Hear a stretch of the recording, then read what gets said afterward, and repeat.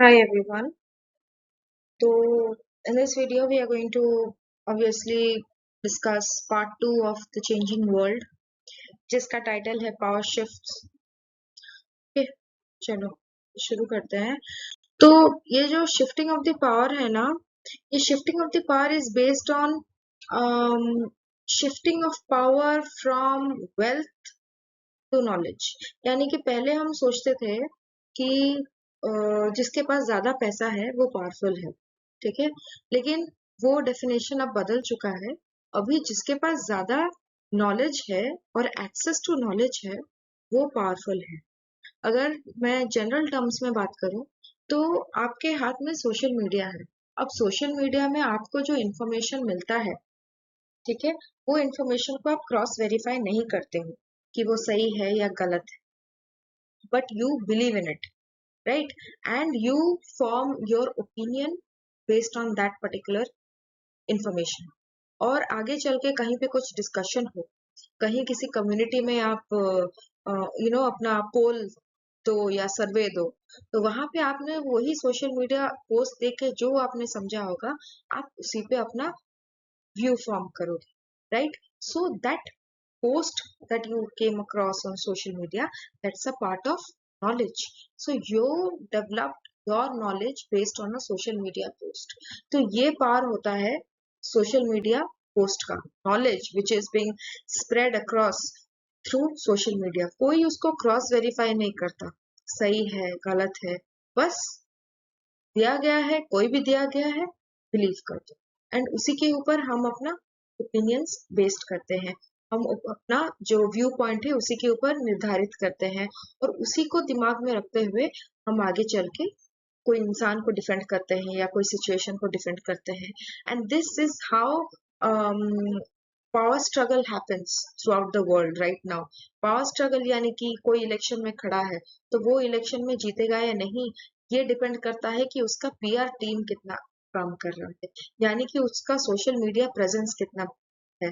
Social media पे उसका education qualifications, उसके स्ट्रगल्स, उसके लाइफ बैकग्राउंड, पॉलिटिकल करियर वगैरह वगैरह उन सब का डिस्कशन होता है। अब आप ये वेरीफाई तो नहीं करते हो ना कि वो डिस्कशन जो है वो सही है या गलत है। आप देखोगे कि उसका स्ट्रगल, उसका बैकग्राउंड काफी स्ट्रगलिंग है, काफी पॉवर्टी के बैकग्राउंड से आया है, you will sympathise with that guy और विद दैट वुमन, और आपका वोट उसके तरफ जाएगा। Yes, so this is how power struggle happens, this is how election happens, this is how politicians or the intellectual people or the wealthy people of the world, they monopolize your viewpoint। ठीक है, अब समझ में आया, kind of idea आया कि knowledge को हम किस तरीके से इस्तेमाल करते हैं या फिर हम कैसे स्लेव बन जाते हैं नॉलेज का, जहां पे हमको पता भी नहीं है कि वो नॉलेज सही है या गलत है। ठीक है, राइट, सो लेट्स बिगिन।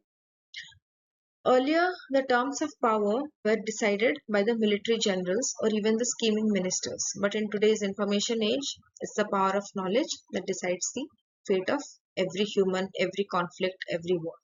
ठीक है, तो पहले शकुनी मामा जैसे बहुत से कैरेक्टर्स थे। आपके और कौन है बताओ? I think there's a guy in Machiavelli, ठीक है, he is a scheming person, clever, cunning person। और आपके चाणक्य थे जो कि डिसाइड करते थे कि वॉर को किस तरह के खेलने से या फिर बैटल को कैसे खेलने से चांसेस ऑफ विनिंग ज्यादा होते हैं। आजकल वो सब बदल चुका है, क्यों? क्योंकि सब कुछ नॉलेज बेस्ड हो चुका है, राइट? तो फाइटर प्लेन हो, सबमरीन हो, सैटेलाइट हो, जो भी हम वॉर में इस्तेमाल करते हैं, जो भी हम एक कंट्री को सिक्योर करने में इस्तेमाल करते हैं, एवरीथिंग हैज बीन कंप्यूटराइज्ड। और कंप्यूटर क्या है? कंप्यूटर तो कोडिंग है। कोडिंग क्या है? कोडिंग तो नॉलेज है। ठीक है, तो USA and every modern man and every scientist believes that ultimately it's the it's a play between the brain cells and the machines and the humans।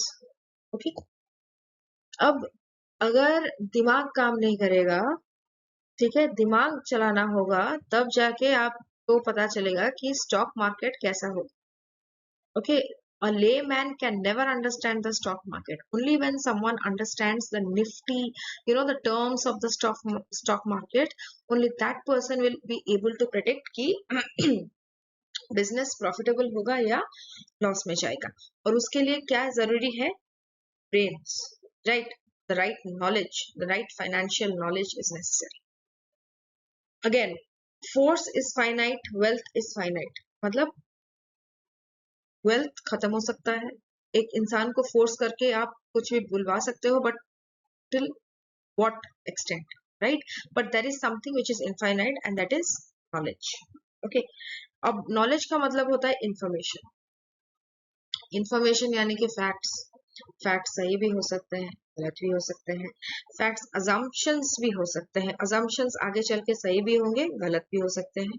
Facts कहाँ से आते हैं? हिस्ट्री से आते हैं. और हिस्ट्री का मतलब एक स्ट्रक्चर हो, ठीक है? एक स्ट्रक्चर होता है. अगर आप कास्ट सिस्टम की बात करें, अगर आप किसी रिलीजियस सिस्टम की बात करें, या फिर सोसाइटी में कुछ कल्चरल सिस्टम की बात करें, तो हर किसी का एक रूट होता है, एक स्ट्रक्चर होता है, और वो हम आगे मान के चलते हैं, ठीक? और उसको हम अपने नॉलेज बेस में एकदम से एम्बेड करके रखते हैं. नाउ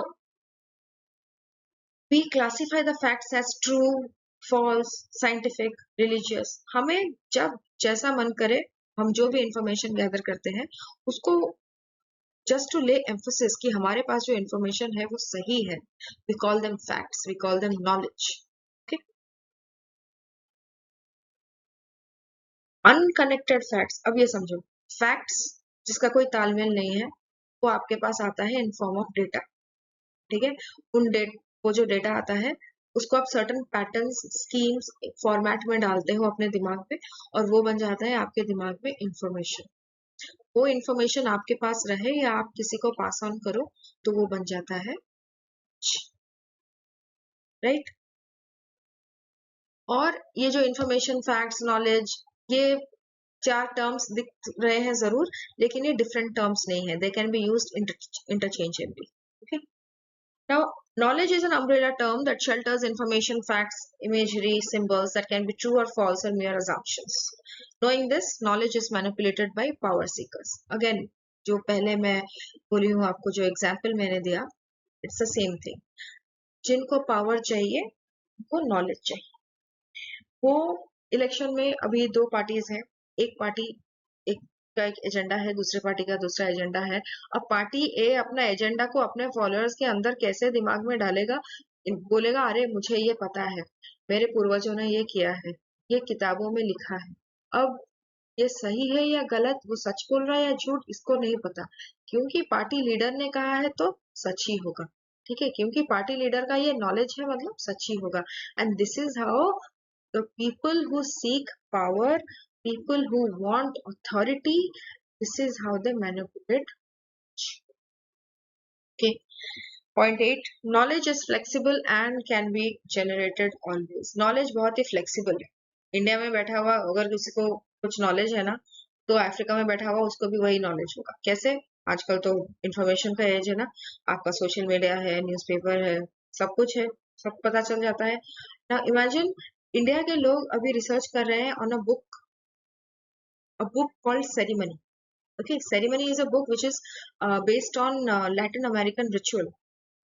तो हम इंडिया में रह के उनका बुक पढ़ सकते हैं. This is how spread of knowledge happens. हम इंडिया में रह के उनके कल्चर, उनके रिचुअल के बारे में जान सकते हैं without even visiting that place. Yes, this is called the spread of info. Okay, this is called the flexibility of knowledge. The guy is saying, यहाँ पे the writer, someone is saying कि knowledge, ultimate knowledge is unachievable. तो achieve क्या कर सकते हैं? Step by step knowledge को हम अचीव कर सकते हैं. यस. नाउ जब 2 लोग डिबेट में हैं, एक फॉर अगेंस्ट, एक क्लेवर तू में चल रहा है, उसमें क्या होता है? ये कुछ नॉलेज फेंकेगा, वो कुछ नॉलेज फेंकेगा, ये कुछ बोलेगा, वो कुछ बोलेगा. बोलते बोलते क्या खत्म हो जाता है बात? नहीं, बोलते बोलते बातें आगे बढ़ती हैं. आगे बढ़ने से उनका जो जितना भी बेस है, बेस नॉलेज जितना है दिमाग में, वो का addition होता है, subtraction नहीं होता, addition होता जाता है. Okay, that is the power of knowledge. It goes on adding. Okay.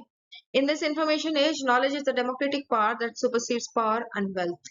यानी कि आज के जमाने में हम ये नहीं कहेंगे कि जिसके पास ज्यादा पैसा है वो पावरफुल है या जिसके पास पोजीशन है वो पावरफुल है.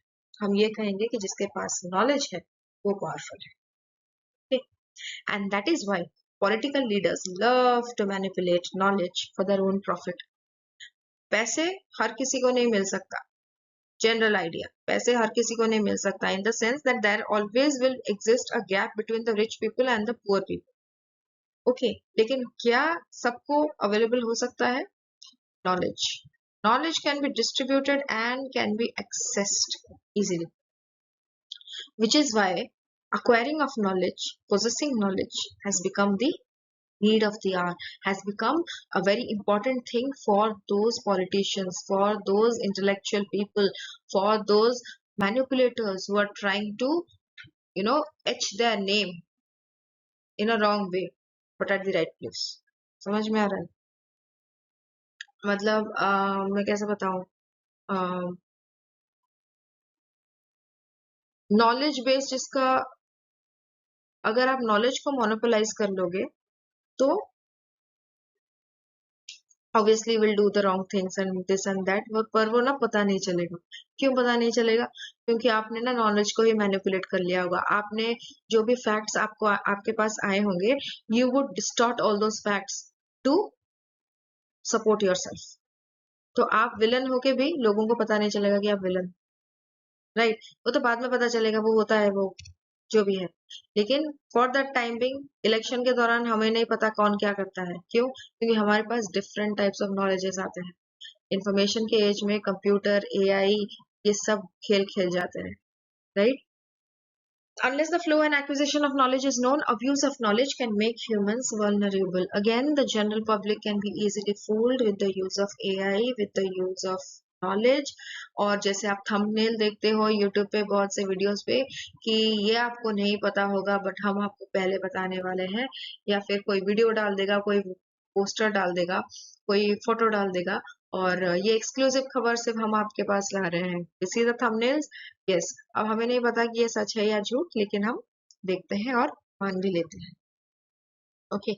Hence, the control of knowledge is the crux of future power struggle. Okay. चलो, यहाँ पे आपका पार्ट 2 खत्म होता है. Part 3, mushroom of death, will be uploaded soon.